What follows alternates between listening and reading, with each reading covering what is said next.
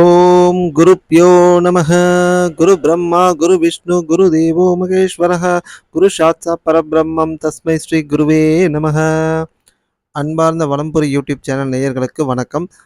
அபிராமி அந்தாதியினுடைய பாடல்களும் விளக்கமும் நாம தொடர்ந்து தினசரி பார்த்துக்கிட்டு வரோம்.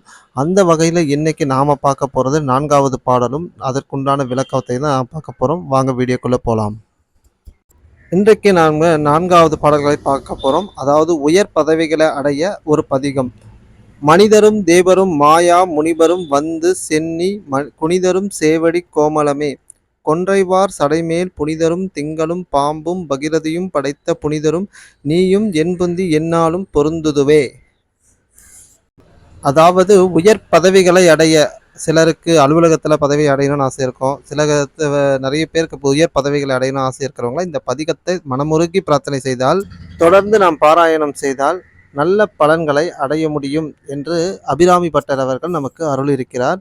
அந்த வகையில் சிறப்பான ஒரு பதிகத்தை இன்றைக்கு நமக்கு வழங்கியிருக்கிறார். இதற்கான விளக்கத்தை இப்பொழுது பார்ப்போம்.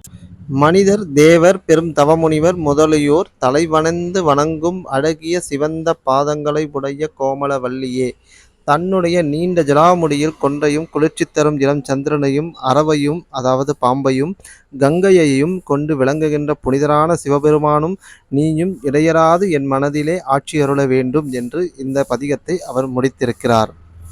இப்படி ஒரு அற்புதமான பதிகத்தை நாம் தினந்தோறும் பாராயணம் செய்தால் உயர் பதவிகளை நிச்சயமாக நம்ம கண்கூடாக அடைய முடியும் என்பது ஐதீகமாக கருதப்படுகிறது.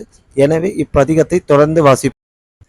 மனிதரும் தேவரும் மாயா முனிவரும் வந்து சென்னி குனிதரும் சேவடி கோமளமே கொன்றைவார் சடைமேல் புனிதரும் திங்களும் பாம்பும் பகிரதியும் படைத்த புனிதரும் நீயே என் புந்தி எந்நாளும் பொருந்துகவே என்று அபிராமி பட்டர்கள் அருளியிருக்கிறார். நன்றி, வணக்கம்.